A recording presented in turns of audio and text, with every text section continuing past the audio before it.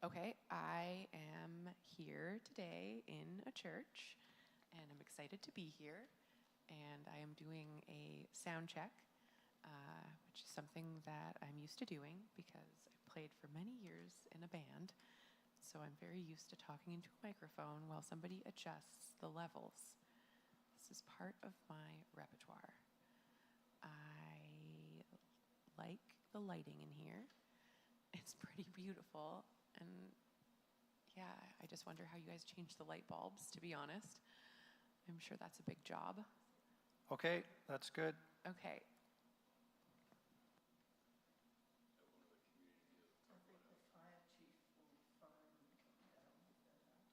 That's so cute. Seldom gets dust. I know, it's tricky. And it's good for the spiders. They have their home. Yes. We wouldn't want to take that away from them. They're creatures too.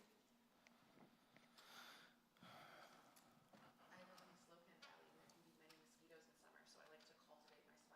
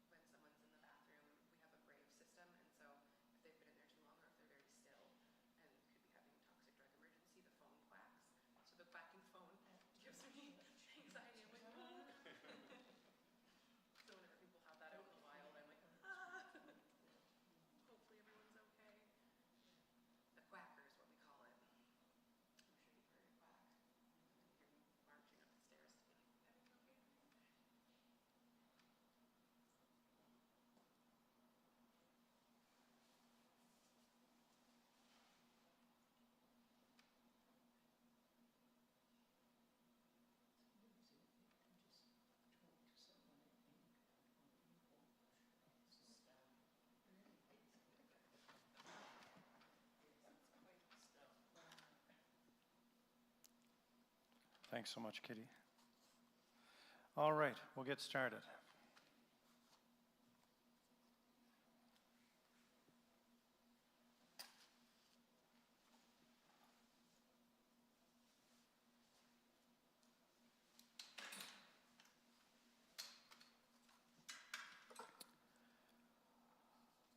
We light this light today as we gather on the unceded territory of the Sinixt, Silixt, and Ktunaxa peoples. And we listen and learn with interest that for thousands of years, Indigenous peoples stewarded this land, caring for it from generation to generation. I acknowledge that as an immigrant and as a colonial settler, I have been complicit in the systematic destruction and abuse of these lands and these peoples, specifically through the residential school system and the doctrine of discovery. I acknowledge that I've contributed through action and inaction in such processes as working through the church, the government, and society to emotional, physical, economic, sexual, psychological, and spiritual abuse. I acknowledge that I need to do better and that we need to do better, that we need to learn more, that we need to acknowledge and accept the mistakes of the past and the present, and that when we think we've got it right, we need to look again and listen more deeply, to keep at it, giving thanks for the wisdom and care that Indigenous peoples have provided for this place and for our own ancestors and for all created beings who are our kindred, because all are made and loved by the great Creator of all. So welcome once again to Kokanee Parish's Tuesday Lenten Dialogues. Welcome to you who are present here, and welcome to those who are watching online. Over these next weeks, until Easter, we will be engaged in dialogue with different members of the wider community who will bring their expertise, their lived experience, and their passion concerning themes of inclusion, forgiveness, justice, love, and compassion. And this morning, we're talking about forgiveness.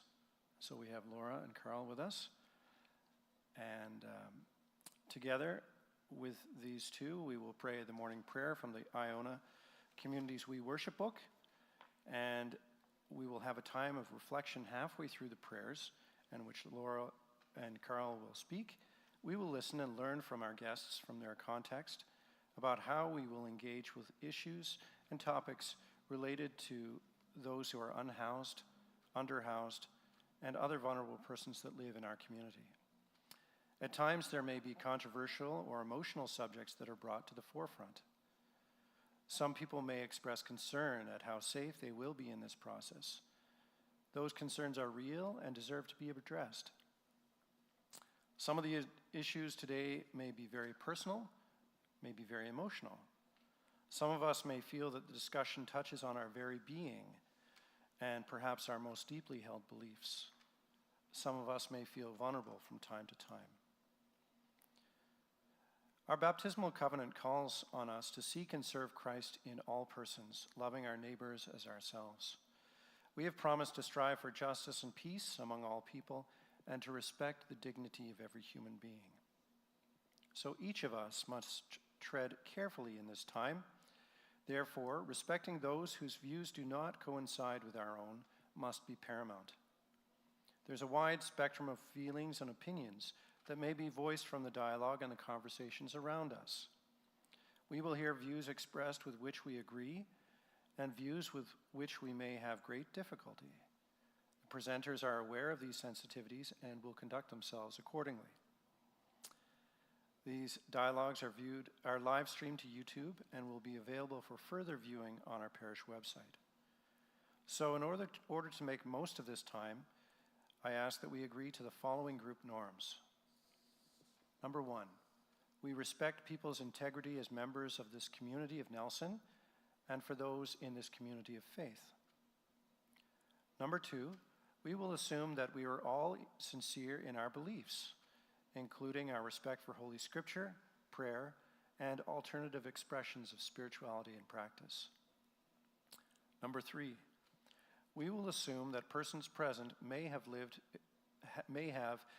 experience of precarity and vulnerability in community in whatever form it may take. Number 4, we will not use language known to be offensive to others. Number 5, we will respect the right of people to name themselves and their experiences, no questions asked. Number 6, we will ask no questions that we are not prepared to answer of ourselves. Number 7, we will speak in the first person. And number 8, we will respect the privacy of others. After our guests have presented, there will be time for questions and further dialogue, and then we'll conclude the session in prayer. So thank you. Thank you for being here. And I'll invite you to close your eyes and breathe in and breathe out.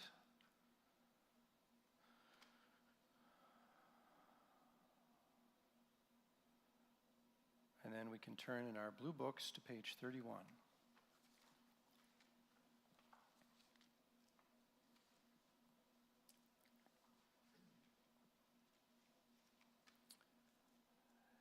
In the beginning, before time, before people, before the world began,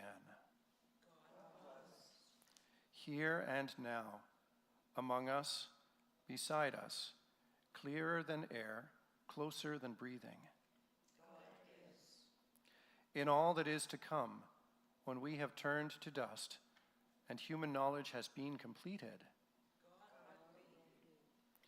not despairing of earth, but delighting in it, not condemning the world, but redeeming it through Jesus Christ by the power of the Holy Spirit.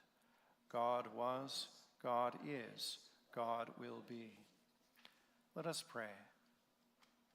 Holy and gracious God, we live in a world full of wonder, conceived by your divine imagination. The universe is your creation, born out of love and generosity. Hallowed be your name.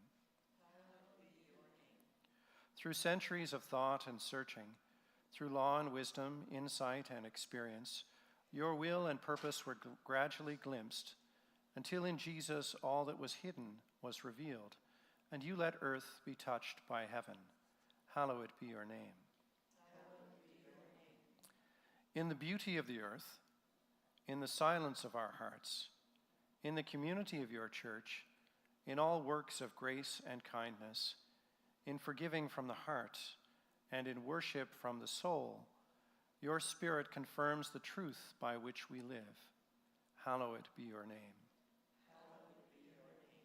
If, knowing this, we have failed to love you, our Maker, being hesitant to follow your Son, and suspected the power of your Spirit, Lord, have mercy. Lord, have mercy.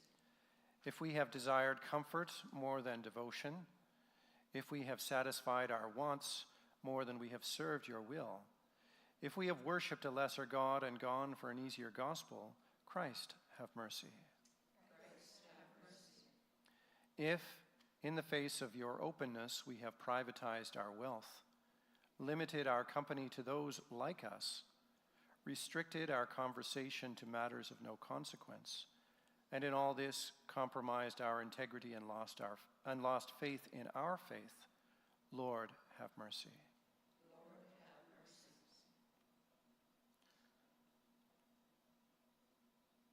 Forgive us, O God, but not to ease our consciences until we feel penitent again.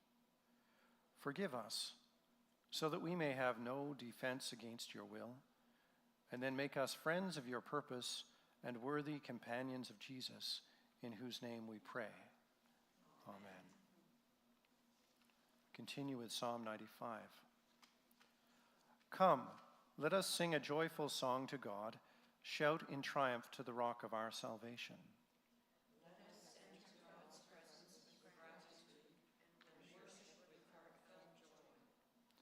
The Lord is a great God, greater than every idol. The depths of the earth are in God's care, as are the highest mountains. The sea belongs to God, whose hands carved out the land. Let us draw near to God in worship and come before our Maker, for we are the flock whom God shepherds. Now I invite you to remain seated as we listen to words of Scripture from the book of Jonah and the book of Luke. Hear the word of God. Our ears and hearts are open.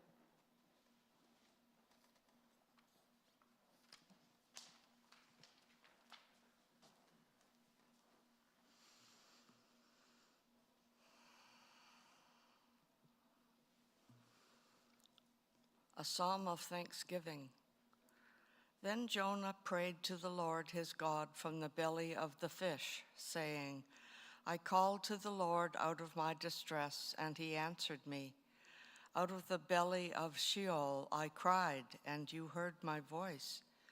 You cast me into the deep, into the heart of the seas, and the flood surrounded me. All your waves and your billows passed over me. Then I said, I am driven away from your sight. How shall I look again upon your holy temple? The waters closed in over me. The deep surrounded me. Weeds were wrapped around my head. At the roots of the mountains I went down to the land, whose bars closed upon me forever. Yet you brought up my life from the pit, O Lord my God.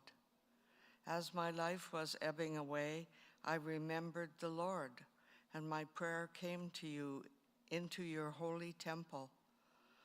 Those who worship vain idols forsake their true loyalty, but I, with the voice of thanksgiving, will sacrifice to you. What I have vowed I will pay. Deliverance belongs to the Lord. Then the Lord spoke to the fish, and it spewed Jonah out upon the dry land.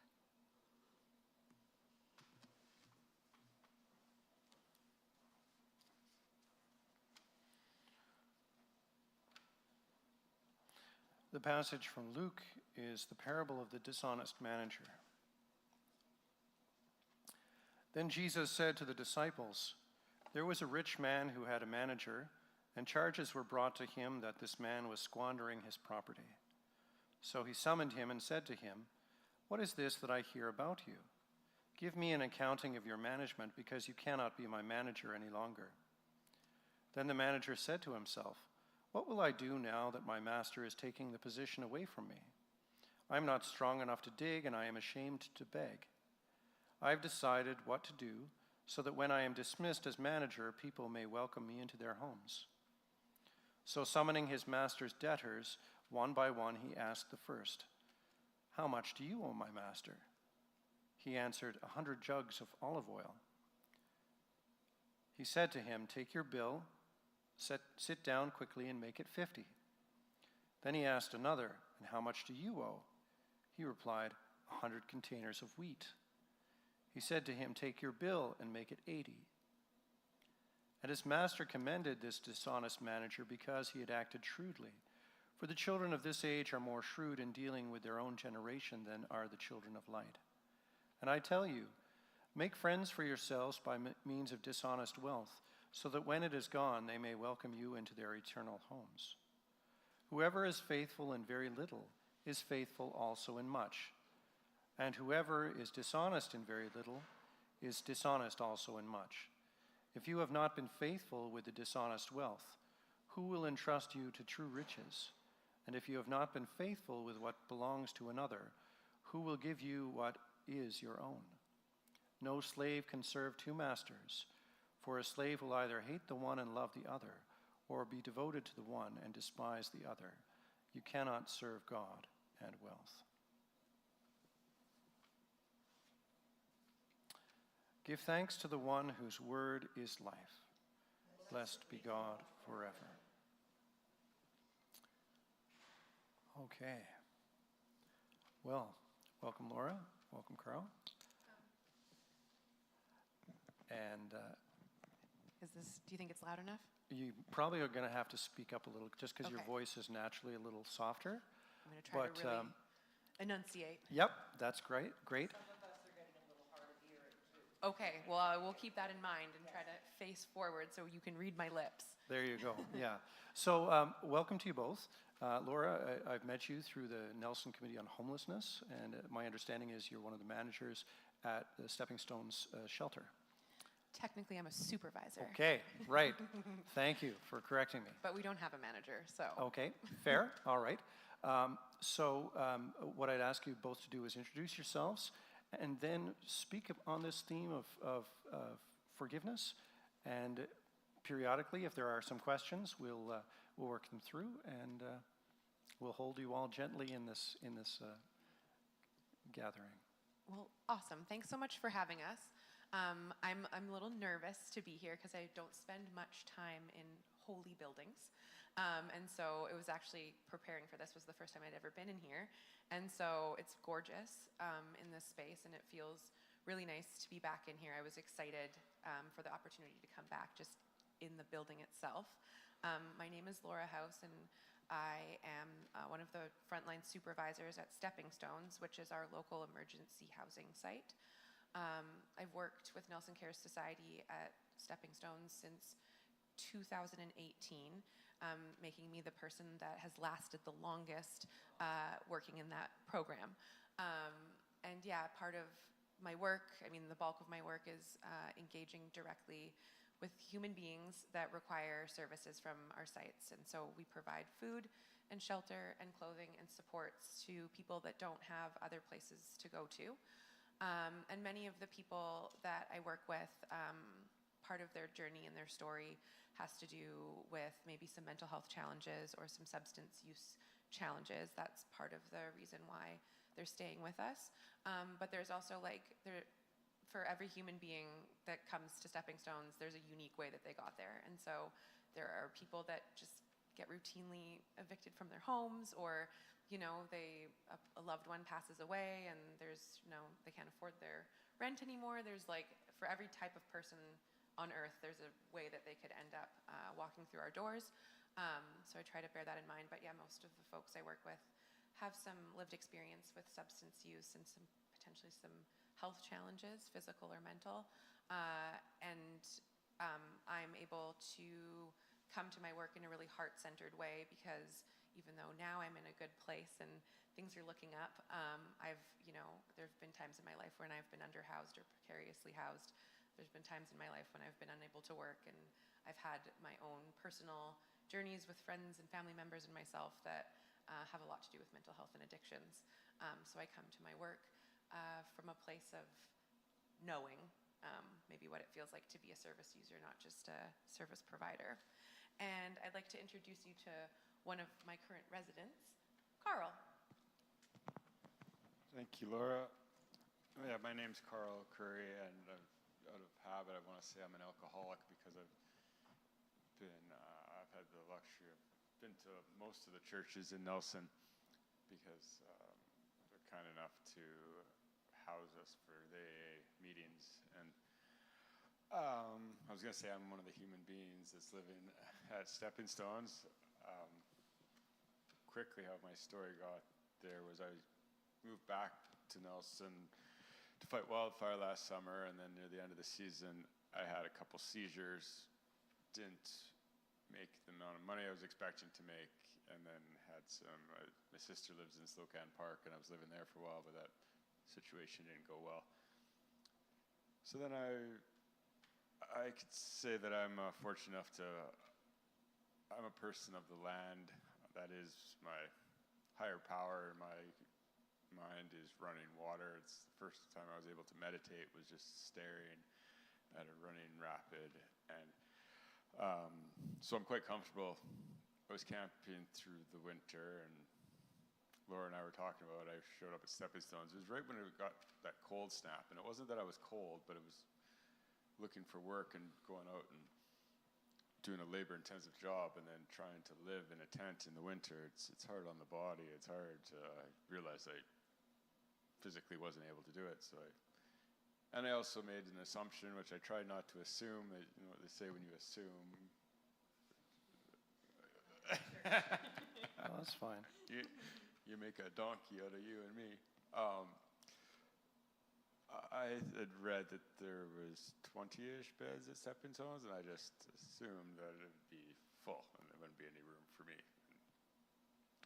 I got to the door was locked, And Laura was there at that time, and the door was locked, so I turned around and was about to leave, and she came out. She's like, "Can I help you?" I'm like, "Yeah." And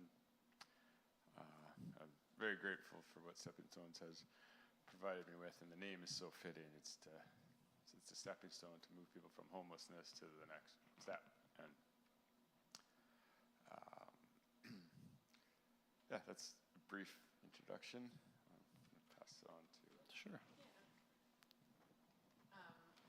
Yeah, I do appreciate you coming with me today, because I think it's like one thing to speak about my historical lived experiences, but it's like nice to have someone that's in the room that has very recently and is currently experiencing needing to access services. And yeah, it's like one of those sort of fateful moments. Like I would just happen to be in the office sort of like having a spare moment looking out the window. Like I could have been busy in the kitchen, or I could have been downstairs doing laundry, but I was able to witness Carl's hesitance to come to the door and his I'm not going to knock, and then walk away. And so I could have just not been there in that moment, but of course I was. And I think that that's something that's really common, is that people like feel as though they're not worthy for services, or that whether it's because you're a pretty self-sufficient camper, so you're like, well, the bed should go to someone that doesn't have a tent, or they probably won't have room for me, or like there's all these things that you make up in your mind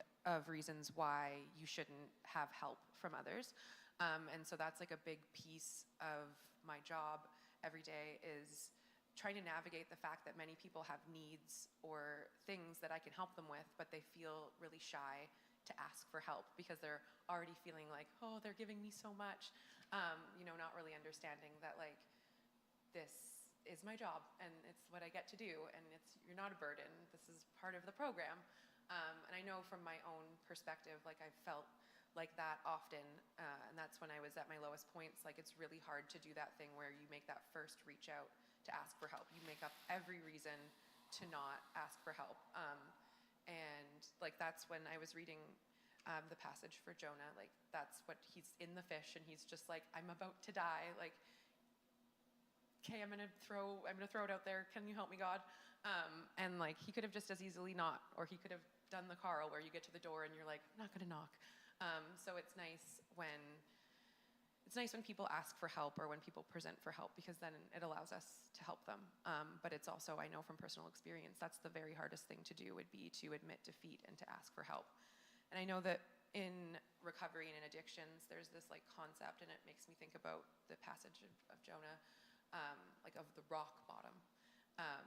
And like, many people, they have to get to the absolute bottom of the sea in a fish, or like the rock bottom of like despair, before they finally give up and ask for help. And I don't think that you do need to get to rock bottom. And Carl pointed out to me, like, he had a comment at a AA meeting where it's like, maybe there is no rock bottom. Like, I think I can keep going lower. Like, I think that that's the thing, is like to assume that people have to be at rock bottom to ask for help, or to assume within yourself that like it's not bad enough yet to get support. Like I think it's a really big fallacy and a big myth in recovery. And I think it's one that we could maybe try to dismantle a little bit. I'm always seeking to have nobody be at rock bottom. We can always intervene maybe a little sooner if we can work together on that. And that's the thing too, like when I was reading the passage from Luke earlier and then hearing it again today, like, it was a creative solution that what did they call it? The dishonest manager, yeah. Manager did, which was like to actually kind of like forgive people's debts a little bit, and like to make it easier, because that goodwill between the parties would help him in the future, but like not in a dishonest way. Money can't buy you love. Money can't buy you much in this economy, but like the supports that you have around you can. And so that one really spoke to me too, because there's the concept in recovery, or like in treating homelessness, where we call it like tough love. And so many people feel like, well, if we're too compassionate, if we forgive too easily, if we're too kind, well, then they'll never learn, and then they'll be dishonest, or they'll take advantage of us, or we're enabling them. And I think that it's been hard for me to undo that kind of programming. Like I think, we don't necessarily need to have a rock bottom, and we don't necessarily need to approach everything with tough love. Like there's a big difference between a healthy boundary and like being unnecessarily hard on those around us when they're already struggling. Something that runs through my mind a lot is like this saying that I have in my head, which is like helping others help themselves.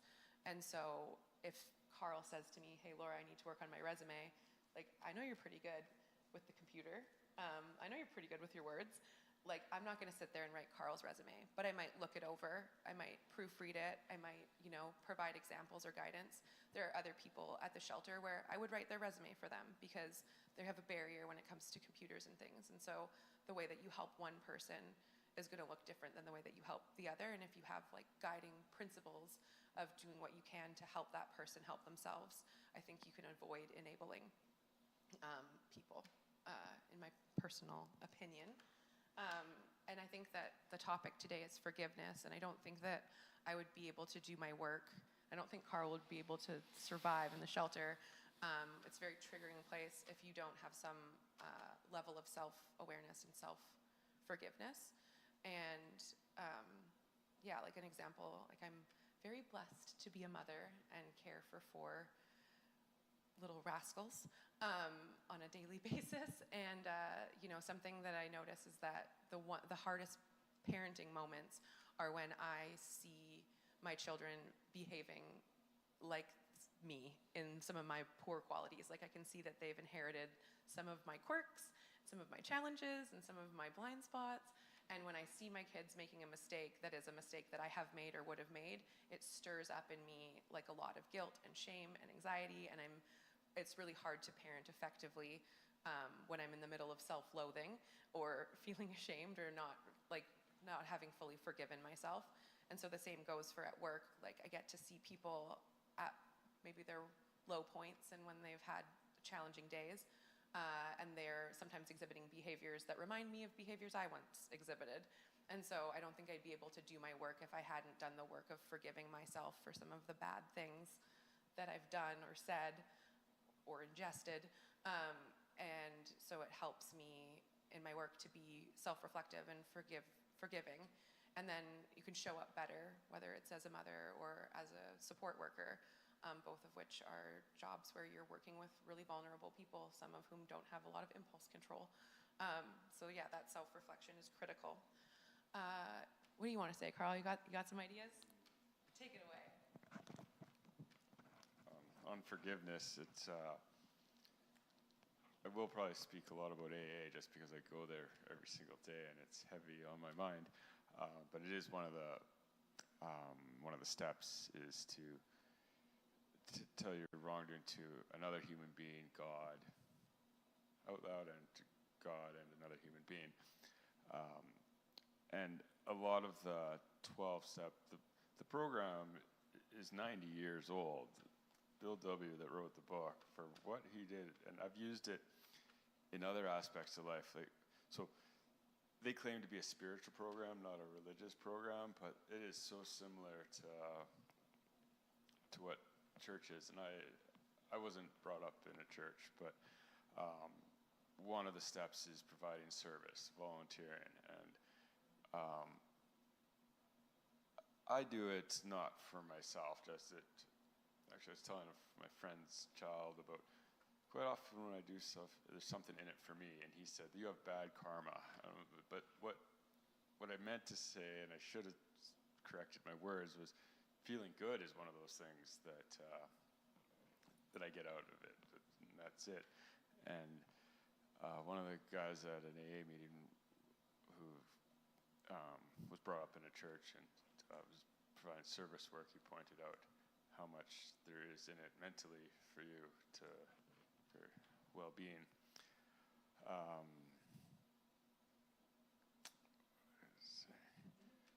One of the issues with substance abuse is short-term memory. You got so many things to say. I'm 25. I'm 46, but mentally I'm young still.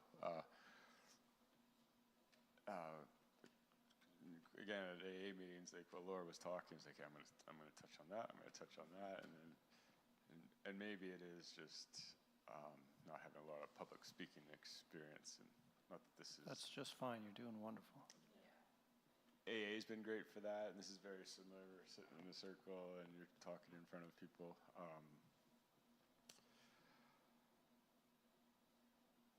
I'm drawing a blank. Something that I think is like nice too, because I'm trying to remember, when did you come to us? Like, was it December? January? February? 7 weeks ago. See, I knew someone would have the answer.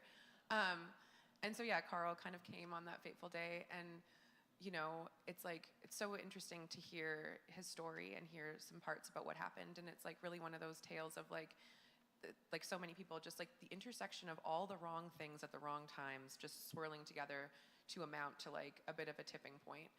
And then yeah, having Carl come in, like he's been really participatory with the staff on figuring things out. Like he's a real go-getter, and like I'm pleased to say that like 7 weeks later, like, you know, you're gonna get housed this week. And so that's a really great timeline. It's yeah. And so and you've got a job that's starting. And then once, you know, we don't have any seizures for a while, you'll be able to like do other work, like drive again, and there's just all this stuff that's like coming together. And so similarly, like that one reach out for help has been able to give you the ability to like focus on some of your goals without shivering and getting sick. And then now it's kind of all come together, and we're having that favorable outcome. And so this is like one of those things where like it's very, like for me, it's like very self-fulfilling. Like you said, like acts of service can be self-serving. Like it's like such a win to see something be successful, because there's so many folks that are not the Carls of the system. And so like there's the thing called vicarious joy. Like there's vicarious trauma, which is where like you take your work home with you and you're really sad because maybe someone passed away or there was a challenging incident. And then there's like the flip side of that, which is the vicarious joy, where like you get to see people reach their goals and have successes. And that's like one of the hard parts about your job, is that like we're trying to be a housing focused shelter that ends chronic homelessness. So theoretically, I get to meet people and work with them for a bit, and then I never see them again because they're just off to better, greener pastures. And so it's like, it's always tough when people return and it didn't work out. But in a way, I'm like, they're back. How are you? Like, it's kind of a weird industry, because essentially I'm trying to do my best with my colleagues to like work ourselves out of a job would be the goal. And we're getting close with some people.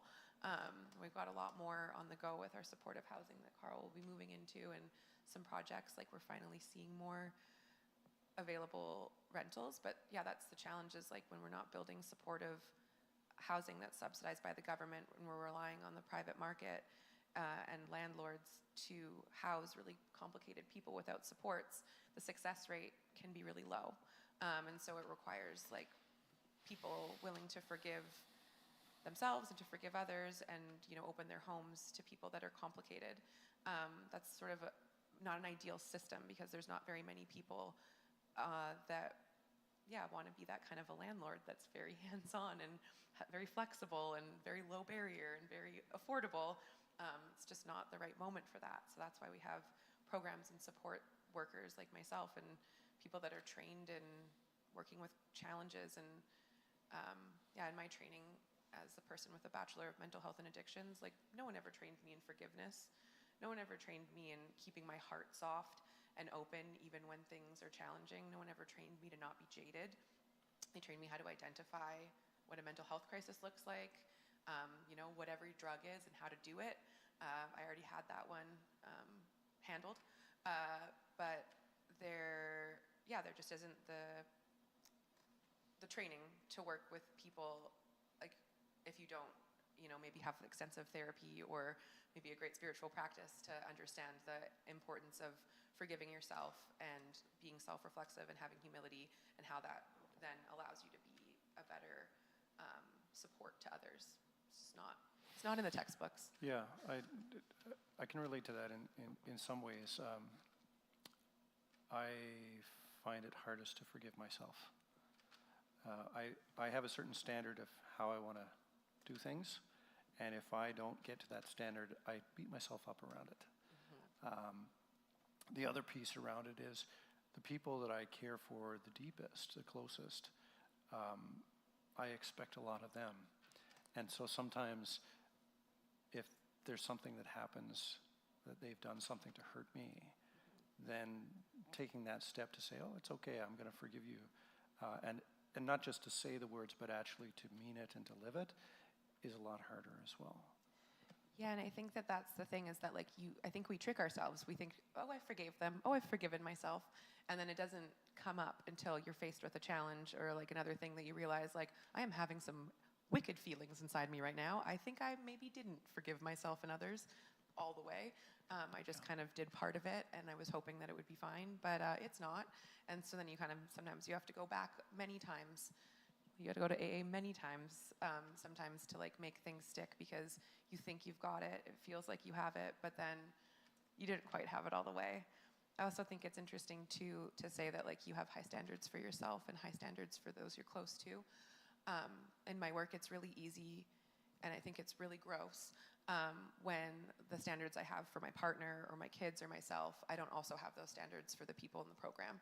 Like lots of times people get caught up in thinking like, well, that person is in a really rough place, they're substance using, they're homeless, you know, I don't think they should, like, they didn't take their dish to the dish place. They can't, they're not able to. Like, it's really important in my work to remember that I should expect the same respect and the same level of, like, you know, chores and responsibility for the people that I'm working with, even when they're having a hard time. It's actually a very generous thing to do, to look at someone who everyone has said, you're nothing, you can't do it, you're no good, oh, don't eat, like, to say to someone like, hey, I expect you to take your dish to the dish pit, please. I expect you to, like, not shout at me, please. Lots of people have always just been sort of written off as, like, they'll never be able to fit in or succeed in society or be able to rise to the level that, you know, everyone else is at. And I don't believe that for 1 second. I believe that everybody's capable of being housed, everybody's capable of contributing in some way to our society, and it looks different for different people at different times, but to dismiss people's capacity and ability to be held to the standard you hold yourself is one of the rudest things I think you can do. Thank you. Just real Good quick to call comment. on. You mentioned that you're not familiar with the church and you weren't a church going person or whatever, but sitting here and listening to you talk, and it's like, I think in your heart, you're really a strong Christian. You know, a lot of what you're saying is, that's what it is, right? You know, so just by the way. Okay, yeah, I mean, my dad definitely, I think, dabbled with a lot of philosophy and Eastern religion and Christianity and all these things, and so I think a lot of the things that are deep in my heart are probably just like regurgitations of some things that my parents have said to me, and they probably are rooted in Christianity as well as like other philosophies. You know, they're all kind of the same when you think about it. Even to say Christian, that's a little arrogant thing to say. Yeah. I guess what I'm saying is that you know God, you know, whatever. Yeah, I don't. Probably any other flavor. Yeah, I don't know what flavor I am yet, but I think you're right. I do believe, and that's the thing too, is that like sometimes you meet him at AA or NA, or sometimes you meet spirituality in a yoga class. It's Nelson.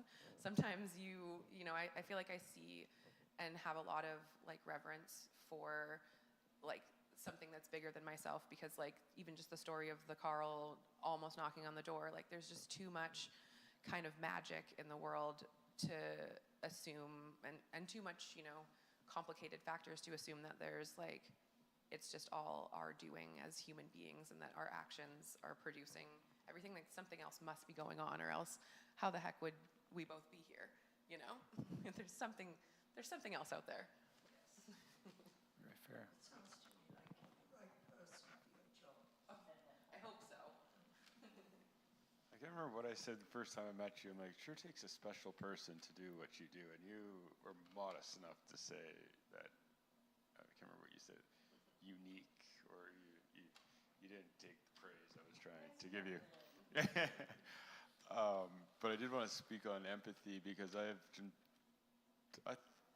do believe I'm quite an empathetic person, and I think this is what made me realize that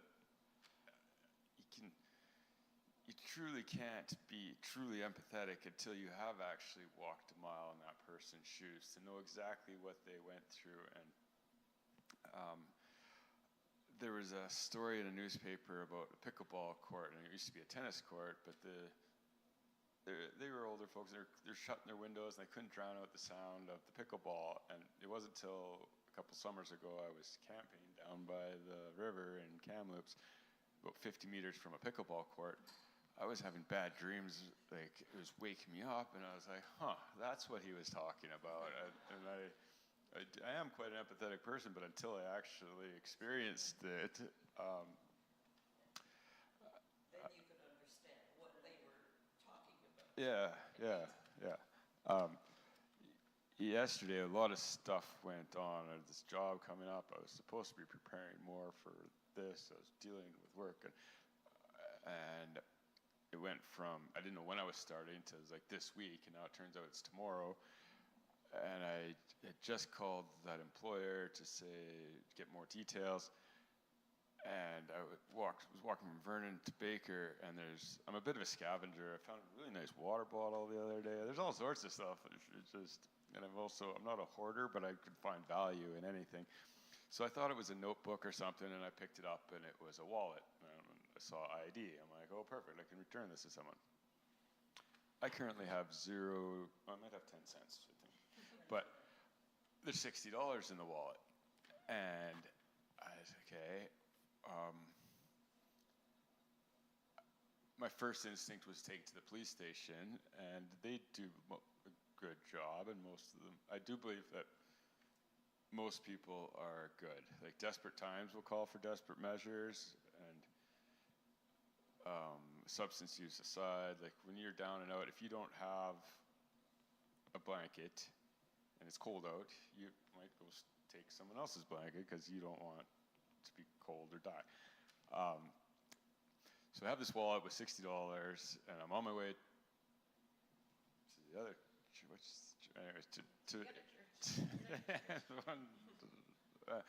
and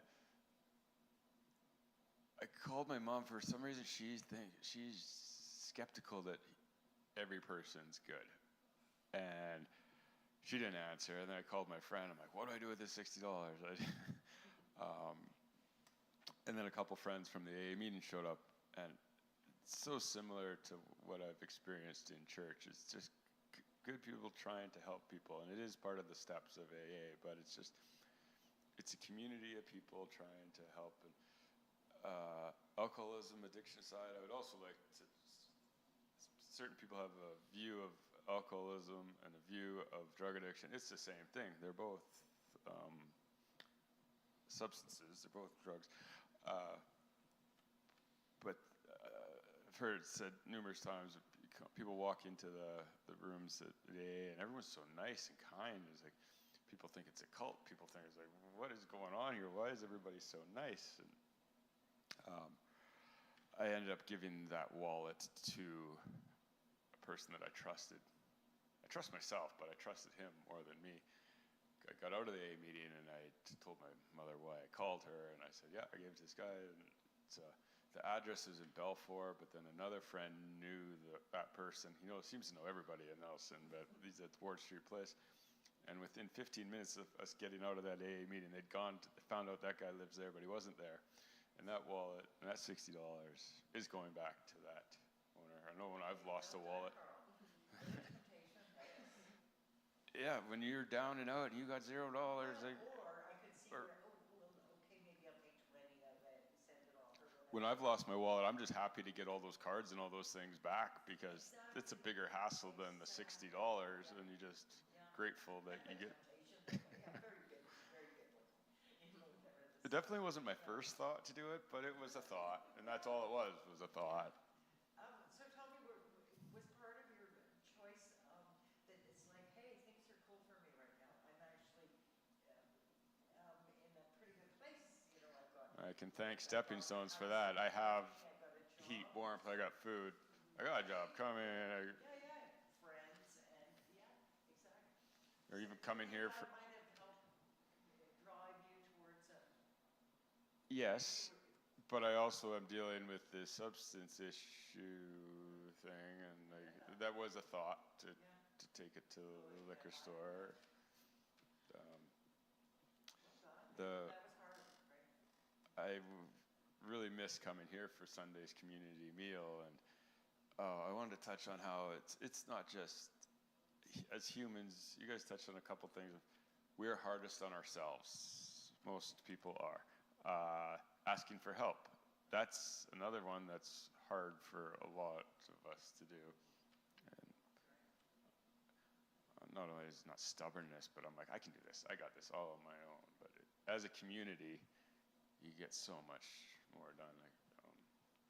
And I do miss coming here for those community meals. And at the first time I came, I didn't want to be a beggar. I didn't want to, but it's more than that. It's the intention, I believe, is to get the community together, and you come in, and there's a lot of people that are struggling now with the cost of food, and inflation I is. think one of the things with our community meal too is we're really trying to make sure that it's being offered with integrity, or that no one's made to feel, is that the word I was going to get?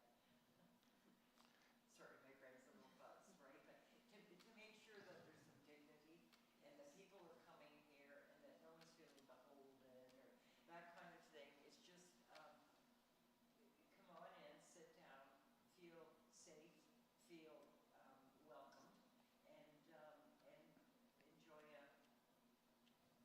and a nice meal. And sometimes I fear that it's kind of an angry world out there. It's pretty hard. You can turn around and it's like everyone's ready to bite your head off. So I think it's even more important that we provide refuge from the storm, like places where you can come in and where you know you can that you can be accepted and it's not a judgy environment.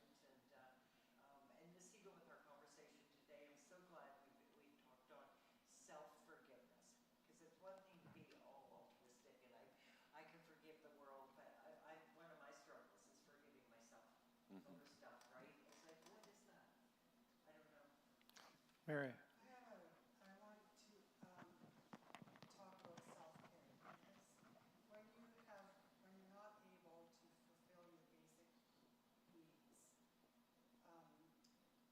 it feels like the stepping stones is a place where, you know, after your basic needs are met, that you can start taking care of yourself, mentally and emotionally. So I just wanted to ask about self-care. Yeah, well, what I would say is that like we try to operate as like sort of like what we're calling a housing focused shelter. So our goal in a way is to make the stay at the shelter as short as possible. And so it's kind of tricky because like if it's too lovely, then people don't want to go, they don't want to move on. But yet if it's like run in a way that is too like institutional, then people never get to that point where they've got their ducks in a row and they're feeling calm and their nervous system's finally relaxing and they can actually, start to make decisions and start to like, because it's really challenging, like the amount of hoops you have to jump through to do things like many people don't have identification.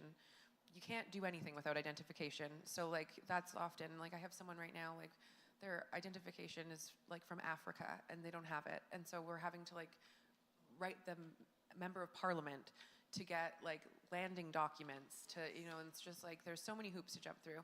And so it's hard enough as it is. And people are coming in really rough shape. So there's this balance between like just providing the basic needs and comforts and support so that people can just finally like relax into figuring out even what they want to do, like where they want to go, what their goals are. Like people have been so focused on just like where am I sleeping, what am I eating, how do I get my next night over with, that they're not even thinking to themselves like where, like sometimes people are shocked when I'm like, hey, you've been here for a week, like do you want to come have a conversation? I'm curious as to like, where you want to land, like what's your ideal housing? And they're just like, doesn't matter. And you're like, well, no, think about it. Like, do you see yourself in town? Would you like to be in a more rural place?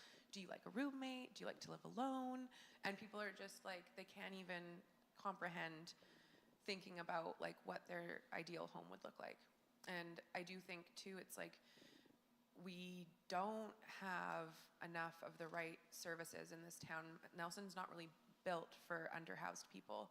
Like I can recall, and like I'll share with you, like, you know, in Vancouver where I'm from, and like downtown east side at Main and Hastings, there's, you know, the Evelyn Saller Center is on Alexander, and that's a place where you can go, and they've got a pool table, and they've got like really affordable food, and they have 10 shower rooms.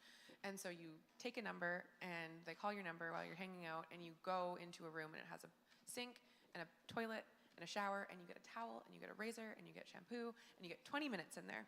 And so you can just spend your time in there doing whatever it is you need to do for your 20 minutes.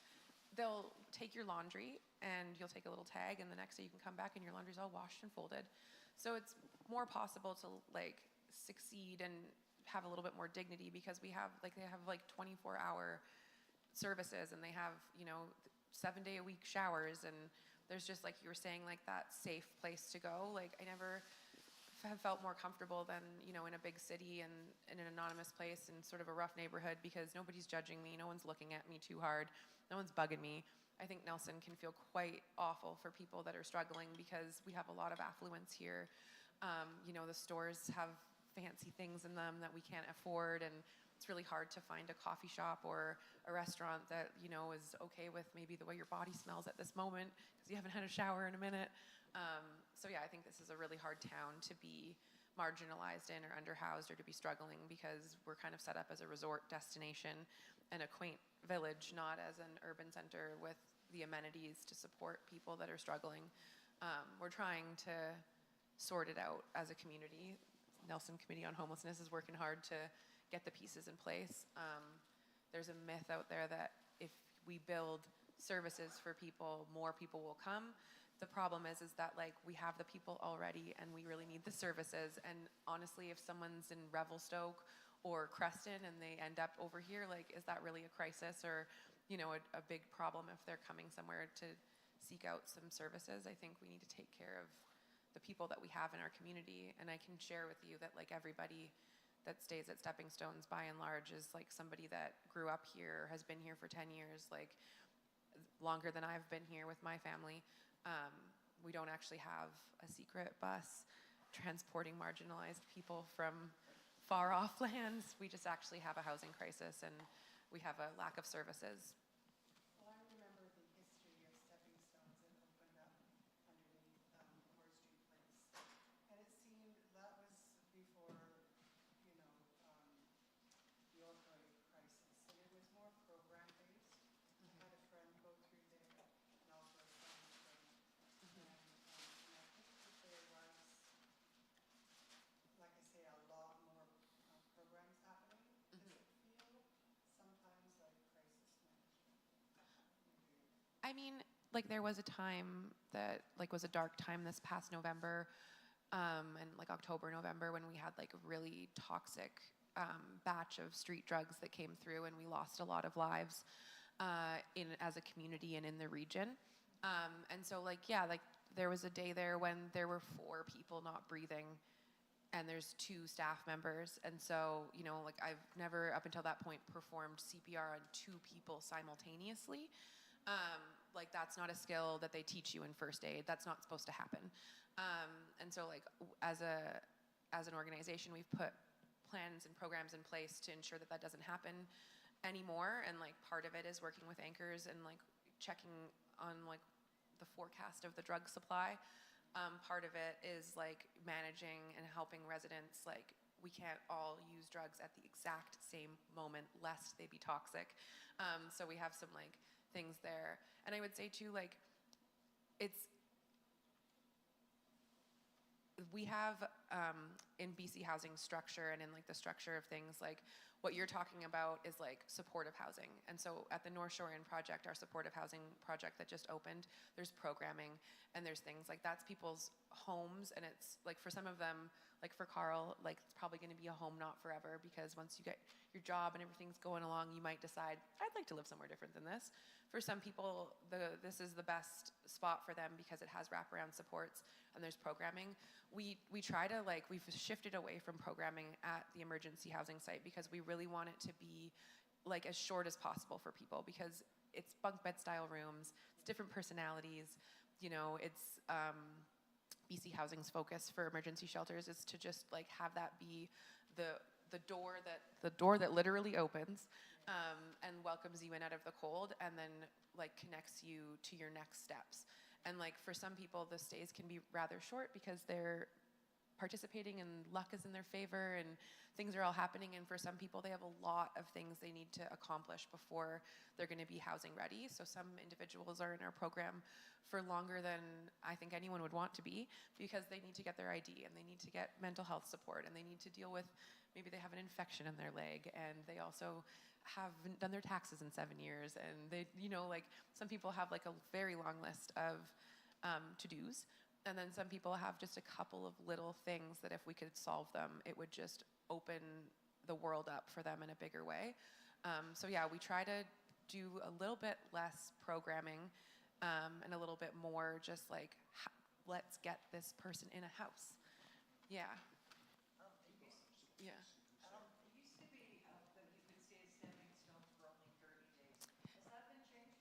So what happened was there was a global pandemic, and so it was always 30 days in and 30 days out, and then the pandemic made us all kind of like sit in place, and then the pandemic also like kind of concurrently was coinciding with like an absolute housing crisis in Nelson.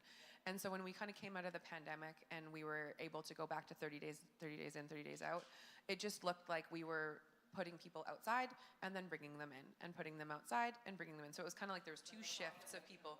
Yeah, there was no homes. And I think too, like, you can imagine after COVID, like, people used to let a room out in their house. They used to be like, you know what, I've got a spare bedroom in the basement.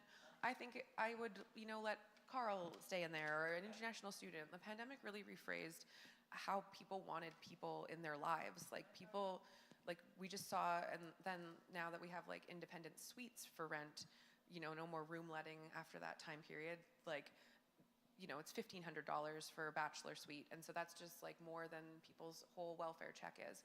So I was finding more success in housing people in like maybe a trailer in Winlaw with shared bathroom with the landlord. Now we don't want to do that anymore. A room in a house uphill, like really far up the hill.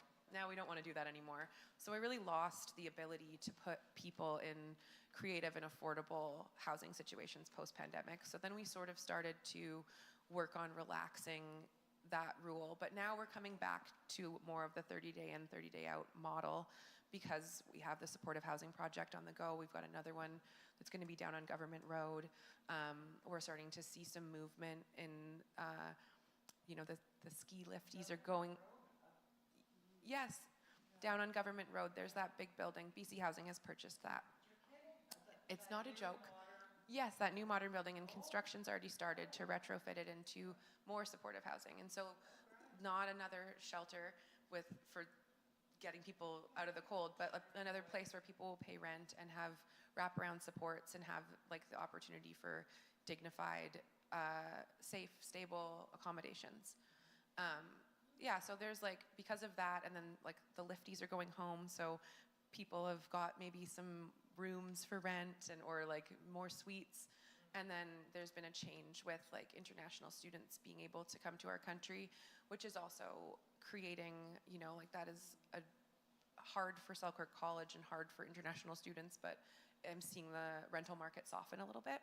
So I'm hopeful that we can start to go back to what we used to be able to do, which is take someone out of the cold and 30 days later have them in safe housing.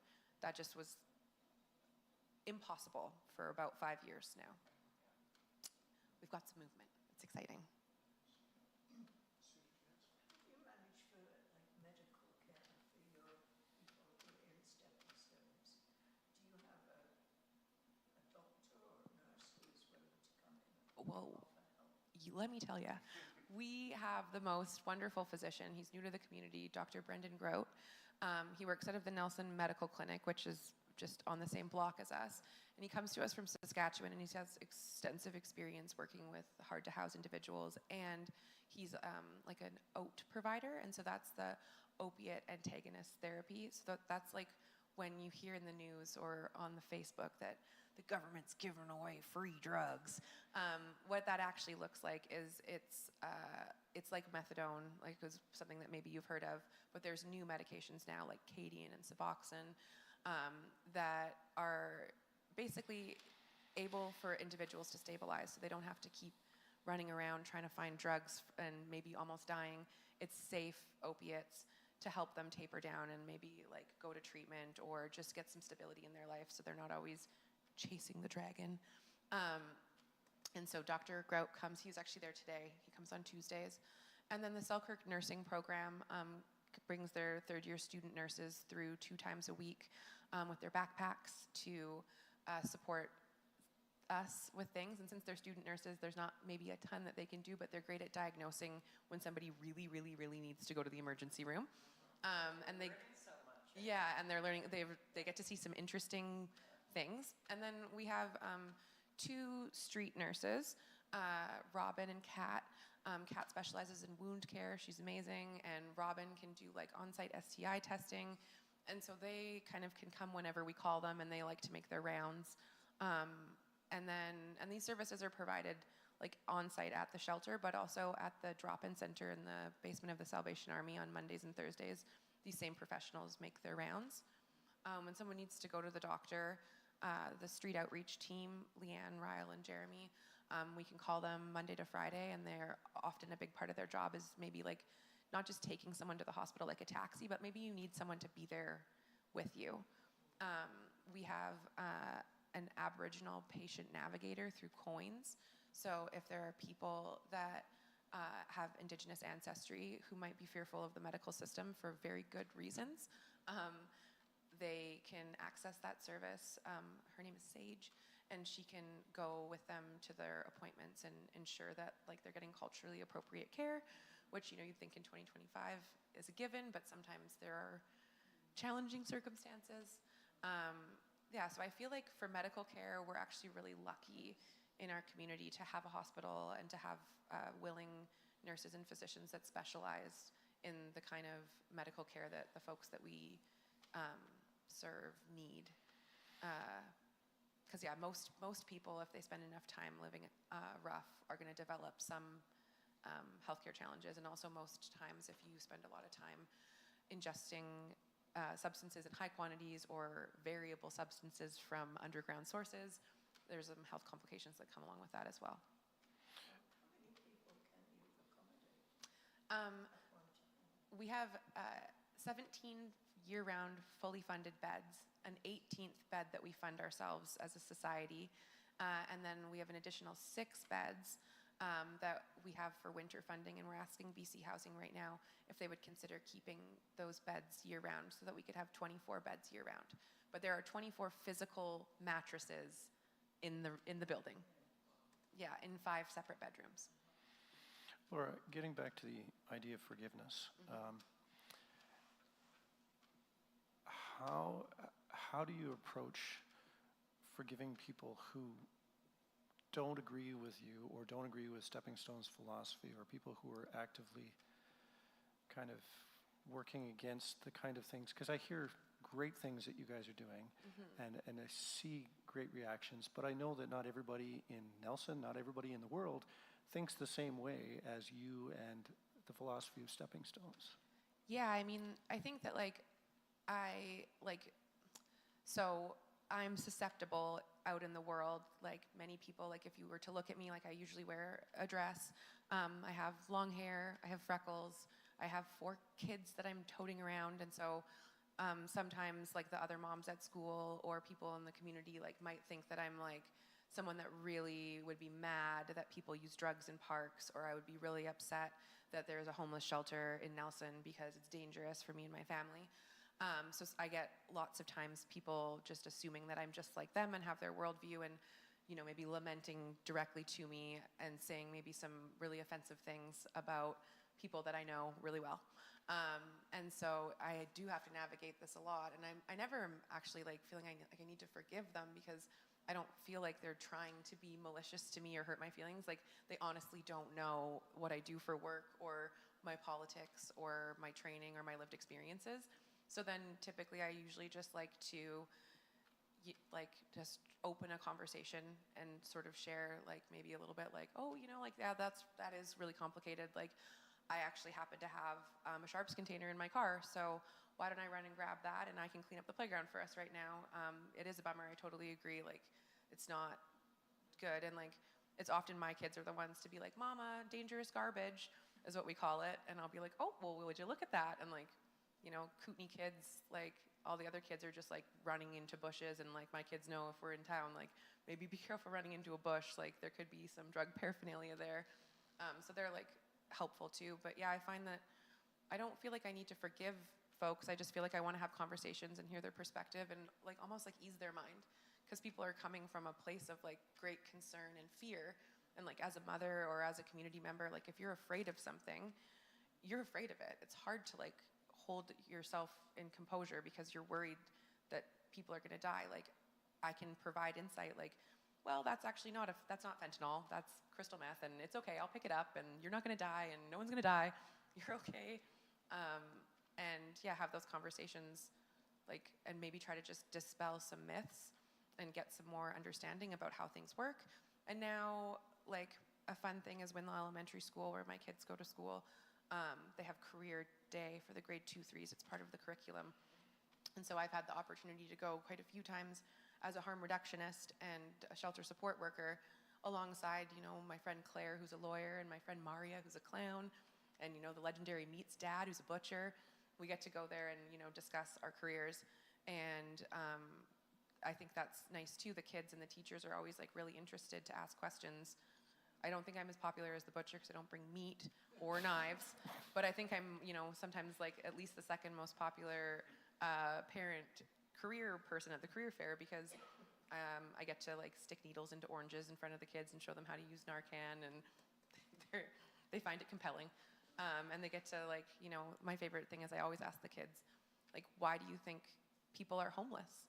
And the answers, like, you get some of the best answers from kids in grade 2 and 3 about that. Like, some of them also speaking from their own lived experience of being evicted or family breakdown or house fires, and they've got lots of ideas about that. And so, yeah, I think that, and then also when people are mean to me on the internet, I just don't read it. And so I avoid having to forgive those comments.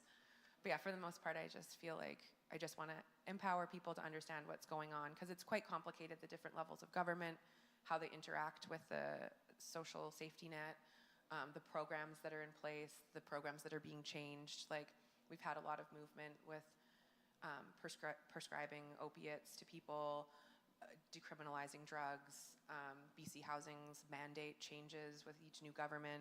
So there's just a lot to unpack, and so people have some misinformed ideas, and they're operating out of a place of fear. So I feel like if I can provide them with knowledge and answer questions, hopefully it can calm down their upset. And yeah, no one's always going to see, we are not always going to see things the same way. And so I respect as well that there are people in our community that really don't like me. They really don't like stepping stones, and they really don't like people that are hard to house. And that's okay, because I like me, and I like the people that I work with every day, and I believe in the program we're building and the direction we're going. And I think in a way, like, I have a lot of really similar goals to the people that oppose stepping stones. Like, I also want to see a decline in street homelessness. I also want to see people safe and housed. I also don't want to have to respond to mental health crises outside on the street. I also don't want kids to be scared to go to parks. I also don't want moms to feel like it's stressful enough to be a parent with cars and rivers and bears and cougars. Now we have to deal with drug paraphernalia at the playground. Like, it's a lot. It is. I hope for, just more understanding and collaboration between the relevant stakeholders who I think actually have pretty aligned goals. Most of that fear is for maintenance, probably, isn't it? yeah, they just don't. And that's the thing too is like, I mean, I have the distinct privilege of knowing pretty much every homeless person in a 100-mile radius of this place. So I can see when someone's having a complicated behavior on Baker Street, and I see people like having a moment with that, like I can go out there and just be like, hey, person who I know, are you okay? Like, what's going on? Okay. We were at Marzano, I was having a family dinner the other day, and one of our residents, because there's anchors there, like it's quite the long walk, was basically just standing outside the window, like pretty much dissociating. And you could tell the servers and everyone in the restaurant's like, oh no. And then I'm just like, was able to get out of my chair with one of my kids, and we went out there and spoke directly to the person, and they were happy to see my kids. And I made sure that they, like, are you coming or going? Like, do you need any help? No, I was just having a thought. I'm just standing in the sun. It's like, well, you're scaring everyone in Marzano's. Maybe you should go stand over there. And so, yeah, it's like, I'm not scared at all of people, even when they're having really challenging moments and they're being quite scary, because these are people that I know really well. And so if other people knew them the way that I would, I don't think they would be as scared of the individuals. And also they might, like, to stop and say, are you okay? What is going on? Like, oftentimes they might just be standing in the sun. You know, like if you're standing in the sun, I'm probably not going to come up to you and be like, are you okay? But just the way some people look and present, people's minds wander to scary places. You know, my kids love taking a stick, turning it into a sword or bow and arrow or, you know, some sort of a weapon. Kids love it. And people are charmed when my children come in from the Slocan Valley with sticks in their hand, but yet, you know, they're all just at heart stick-loving kids. Yeah, thank you. Are there any further questions? Oh, this has been delightful. Conversation. Yeah, you speak so well. Doesn't she though? My takeaway too is that as a parent, you're modeling some wonderful wisdom, you know, and now you're raising four, I can hardly believe it, four young ones, right? And that's, you know, that could get you through the night right there. It's like, why am I doing this? And your longevity, that is huge. I've a couple of friends that work there, and the burnout rate, as you say, is very, very high. And you've been there for 7 years, and that's really impressive. You know, Thank you. It's just one of those. But and I think on behalf of the community, it's like thank you for the work you're doing, because it's really important, and it's a great comfort for me to hear your wisdom. Like clearly you're coming at it from Well, a thank you. kind and wise place. And your input too is most interesting. Yeah. Yes. And that's what I need. Yes. And for your continued recovery. Yes. Really exciting. It is diagnosed as a disease, and anyone that thinks that they got it right off the bat, it's something they'll have to deal with for the rest of my life. And actually, when I first started going to AA, people would say that I am grateful alcoholic, and I'm like, why are you grateful? But an addict or an alcoholic truly get to live two lives. You got the life and addiction, but then you're almost reborn again, and you get to appreciate that sobriety and You like, can get past it. yeah. Yes. Yeah, alcohol's such a tricky one because it's always been socially acceptable. You know, we've all kind of grown up with our upstanding parents that have their drink at Christmas or whatever that is. It's you know, insidious sort of thing, but you know, but anything that takes over is it can get problematic, you know, whatever. So Very true. Carl, again, thank you for hanging it out here to come and talk to a bunch of old ladies. Is that? Well, I got yeah. This is a good thing. This is good. Yeah, thanks for having us.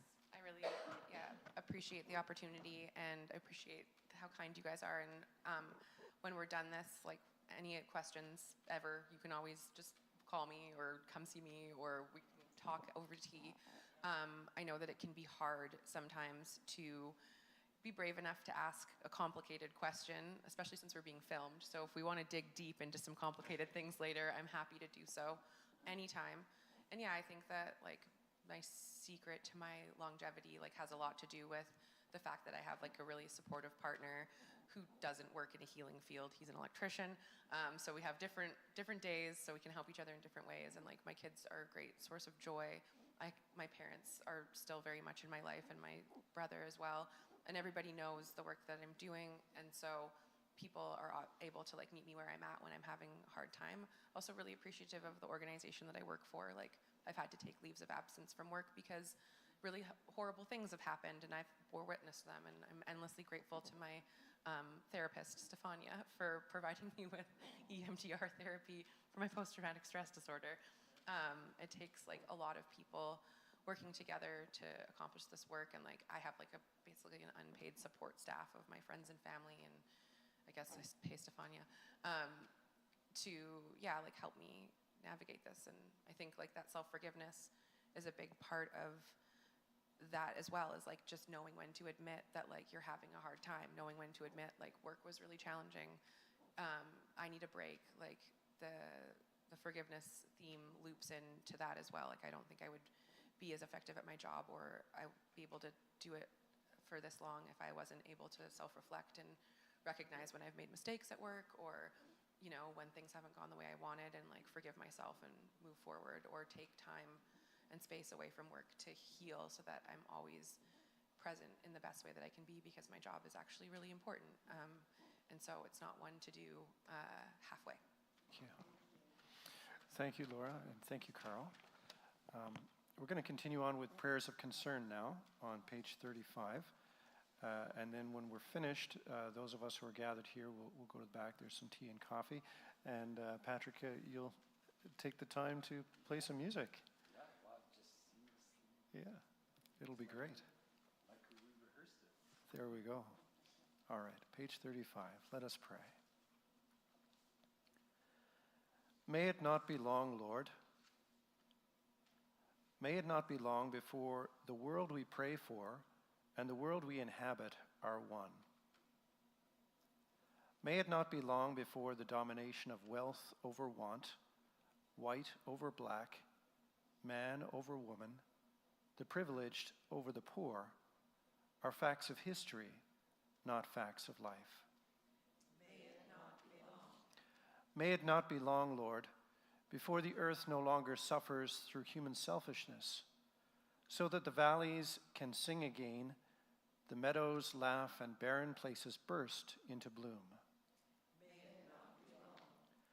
May it not be long, Lord, before economic power comes only with accountability, and money and taxation are wedded to just purposes. May it not be long. May it not be long, Lord, before the countries that the West once evangelized show us the larger Christ we have yet to encounter. May it not be long.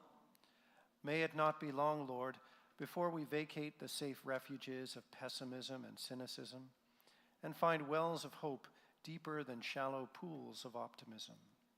May it not be long. May it not be long, Lord, before we feel ourselves directly addressed by your voice, as those first disciples did in hearing you summon the strangest of people to the greatest of callings. May it not be long.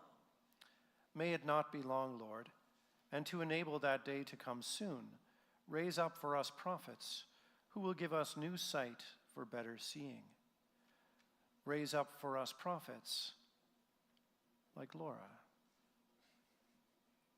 like Carl, who will increase our altruism and diminish our greed. Raise up for us prophets who will spell out that God has no favorite race, nor heaven a favored language. Raise up for us prophets who, in their own person, will bridge the gaps through which too many fall. Raise up for us prophets who will make clear for our day the truths that Jesus said in his, and who will speak with the urgency of those who have glimpsed the coming of the Lord. And if you will not raise up for us prophets, then raise up in us that holy restlessness to get your work done and your people saved for Jesus' sake. Amen. Now may God, who gives seed to the sower and corn to the reaper, give to us all that we need to produce a good harvest.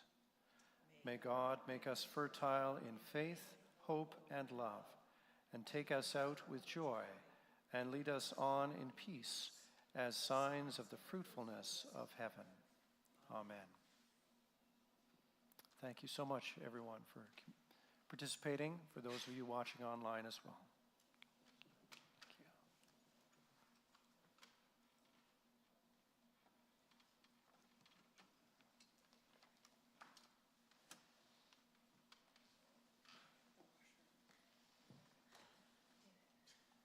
You certainly did. And you made it seem easy. Just a bit of coffee. Are you guys, are you up for a cup of coffee? First I have to go pee because I drank too much coffee before I got here. Right, we got snazzy wash. Oh, you've been here before? Yes. Yeah. So you- Well, I've never been past those tables. Well, always. I did go outside, brought back Yeah. pictures of the stained glass from the outside as well as the inside. It's a glorious window. I know. It's really something. I have coffee. Yeah, good. Good, guys. And I've got the kettle. Somebody might want tea. That'd be you. You set your tea around that. I always like, is this a tea? So I'll just get the kettle on. Patrick, you gonna have coffee first or? No, thanks. They go to Winlaw Elementary School.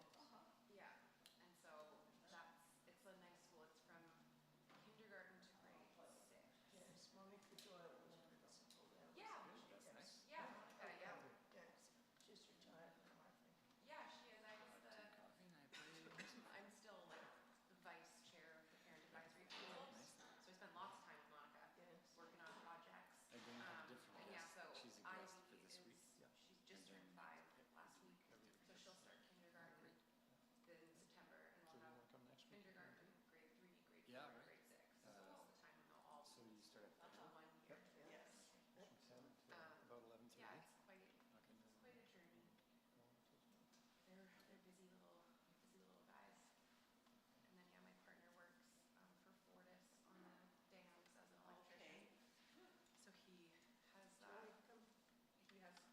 he works a lot. He's busy. And yeah, sometimes the homeless shelter, like I have to be on call sometimes. So sometimes it's like feels like we're working a lot. There's a lot going on.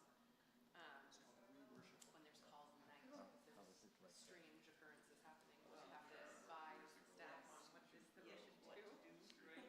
Oh, my goodness. Then you wouldn't believe like everything you can think of that could happen has happened. You know, just the strangest occurrences. Are a very peaceful person. I try. But yeah, it's very like we make rules and I break them every day because there's always a situation that falls outside the scope Well, of yes. when we make You the have to rule. be flexible. So you have to be flexible. And so there's been Great. quite a bit of rule bending over the years to just try to make sure we're doing everything okay. Rules are meant to be bent, Yes. not broken, but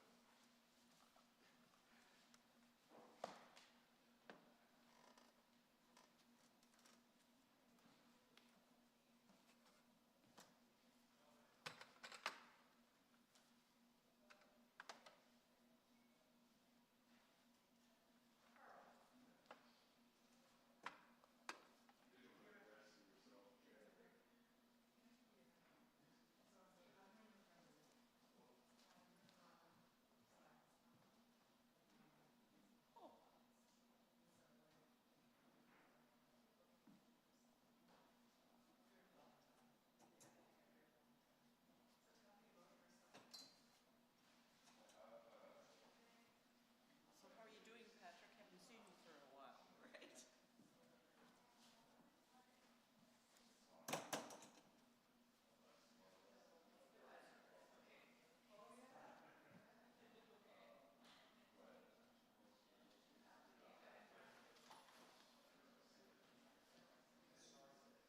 Be good to hear you again. Yeah, I was do like play till I